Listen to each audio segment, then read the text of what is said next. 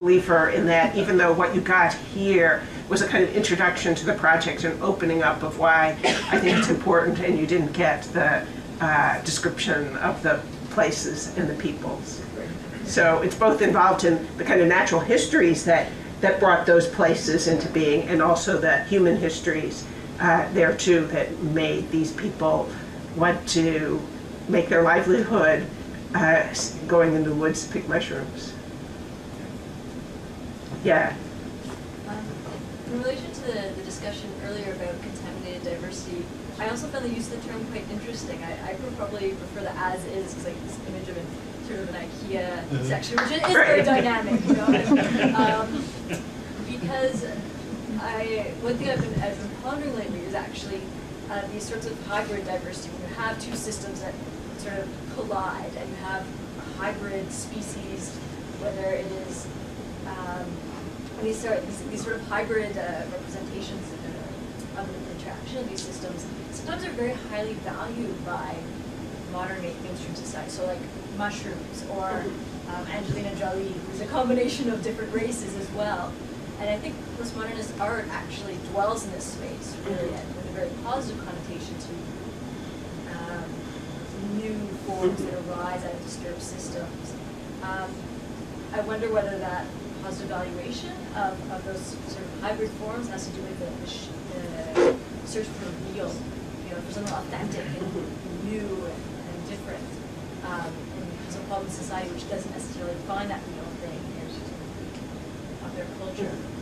Is there a positive connotation? Can we also see these new forms of diversity as positive, given the way the rest of our cultures and biology is destroying diversity? I think yes.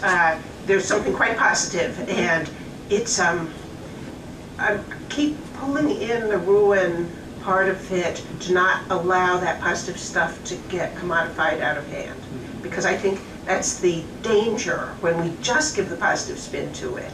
I mean, even in the Satayama woodlands that I mentioned in Japan, where people want to reify these as some kind of perfect Japanese tradition where everybody knows how to take care of nature. But you know what they're doing when you see them restoring these things, I mean, from an American conservation perspective, it's quite amazing that they're taking out all the topsoil and getting rid of all of the broadleaf trees that are overgrowing this place. I mean, I have a lot of appreciation of what they're doing, but I want to hold the positive evaluation and the ruination somehow together in this sense of what the challenge is for us. So I don't want to deny the positive, and you know, the spark of pleasure that every mushroom picker gets when they find this mushroom, which really only grows in places that don't have any fertile soil and are really quite challenging places. Yet it's a source of enormous pleasure. I mean, and not only for humans, but for elk and deer and lots of other animals that enjoy them very much. So I'm not disagreeing with you at all, but wanting to hold on to this backdrop about ruination at the same time. One or the other of you, whichever. Well, sure. Thank you for your talk. I'm just always your work and the work that you're doing. I've been following plans, but he was asking, it wasn't a people, but the Matsukake is something they're inviting us to consider together, that if there are no borders. That's what he's following. That was just a comment, but I'm interested in this. I hear echoes from the non-humans, the hybrids. I was wondering if you do articulate your work to that tool, and also with the entanglements and the living beings, if you at all also articulate your work with Tsing.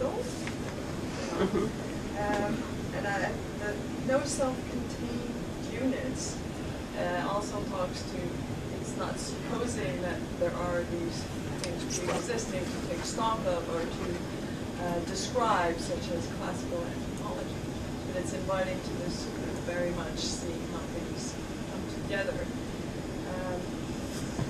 Yeah, but maybe I can was just to start with the last, there's a way this is a valorization of some of the skills of anthropology that, you know, even what gets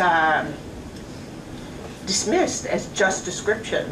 Because if you look at what you're supposed to do in description, it's to look at relations that are forming new stuff, and that some of the kinds of analysis that thought they could do away with description, I'm arguing, miss the whole point.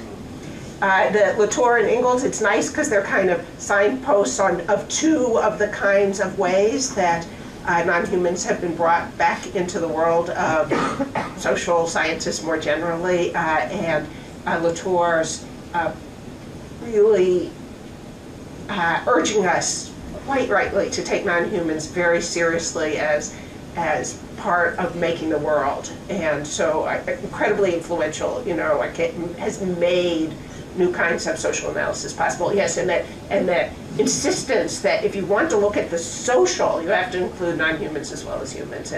And Ingalls' interest in looking at life and what is it about life in particular, you know, which is not actually Latour's problem. So that's why it's nice to have both of them there. That what is it about life and the kinds of trajectories of life that make life, which can include human life and other species life too, also something that we need to know how to describe better. So both of those, I think, incredibly important to this kind of a project. And yeah, I mean, and to the blossoming of, I think, new fields in the social sciences that take non-humans of all sorts much more seriously than maybe we had for at least a while. The guy sitting next to you had a question before too.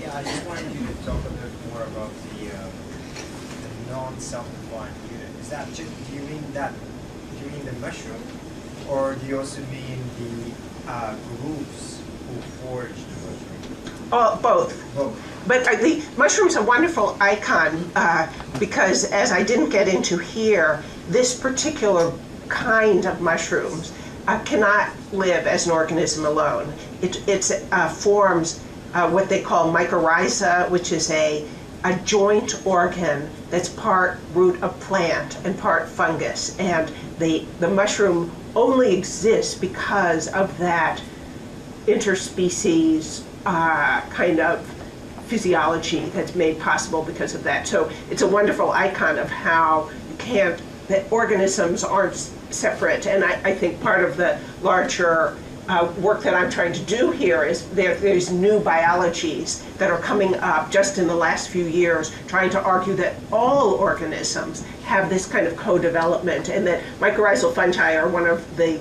best examples of something that might be true of all biologies, that you need this interspecies collaboration for life. But I would argue that for the human-to-human relations also, that the way that the kinds of identities and interests that were the foundation of the social sciences through much of the 20th century that need to be rethought of in these collaborative makings of these kinds of becomings, rather than as sets of,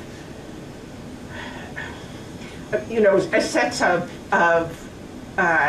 individual things that then only after the fact interact with each other. So I mean it on both sides of the line. And I guess, yeah, I mean, for those who are anthropologists in the room, I don't know how many, it's in part of my inspiration for this was actually a wonderful talk that a colleague did a number of years ago at the anthropology meetings, arguing against lumping biological diversity and cultural diversity in the same formula. And he made a very impassioned speech about how stupid an idea that was. And I was sitting there in the audience, both agreeing with him and thinking, well, you could do it better. You could do it better. I understood what he was criticizing, and it seemed completely right that sometimes there's really simplistic ways of lumping biological and cultural diversity together. And I thought, I wonder if you could do it in a way that wasn't simplistic in that way. So you see me really working on the challenge that I got out of that paper a number of years ago. Yeah. Are you suggesting this with your theory of the Matsutake mushroom and how it's going to you suggesting that in terms of the human condition, in terms of intercultural relations, like are we dependent on associations of other cultures, or are you talking about within,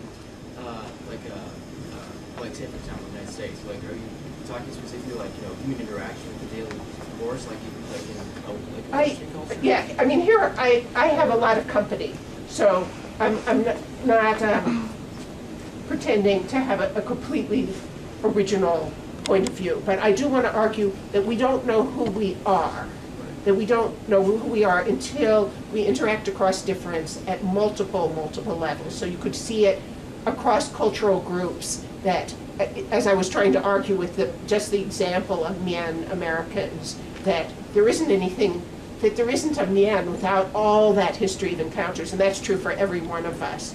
But you could see it at multiple levels too, that, you know, you could look at gender, class, race, and all the other kinds of ways that we end up thinking that we have an identity, but that those are formed in histories of encounters that make these categories come into being.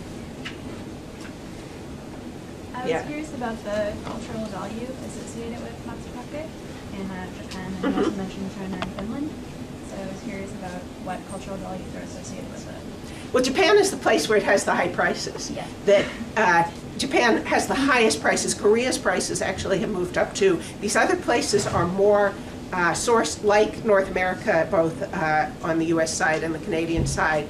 We're the suppliers. They're the consumers of this mushroom. So it's part of the reason I liked this project is it's that kind of globalization story that's different, you know, than we always think about places like the United States being the consumers, but here we're just the suppliers, picking the mushrooms and sending them to the Japanese, and they're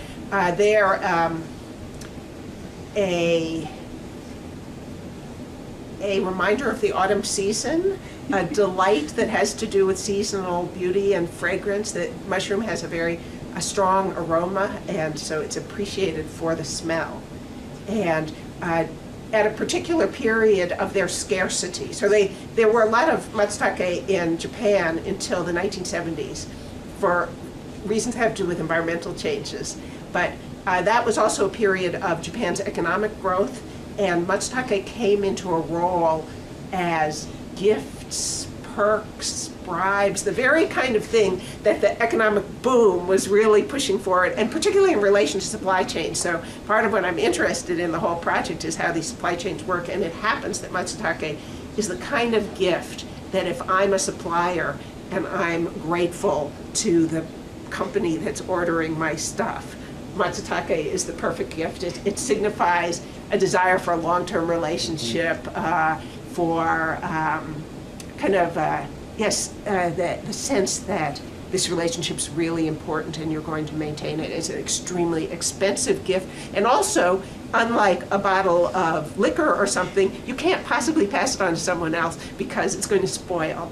And so then it's almost, as people said, you know, it's almost coercive as a gift because they have to use it and they have to accept it, and then they're accepting the relationship along with it, and it's seen as very much involving the cementing of relationships. Thank you very much. Okay. There was, I know I'm neglecting this side. Do the people want to raise their hands again? I know back in the... I just wanted to ask you to talk more about mushrooms, which you did in the last Okay. Yeah. I was actually wondering how many mushrooms you've eaten, and if you can explain the taste of it. Well, so the big thing is the smell. And it's a smell that is not easily appreciated by people of European origin. The very first scientific name, which was given by a Norwegian guy, for this mushroom was Tricholoma nauseosum, meaning and it's a case where, against usual precedent, they've changed the scientific name because Japanese people love this mushroom so much. So now that particular species is Tricholoma matsutake, and they've gotten rid of Tricholoma nauseosum. So I will say that Santa Cruzian mushroom taxonomer who has a very beautiful is given to memorable ways of describing mushrooms, describes the smell as a provocative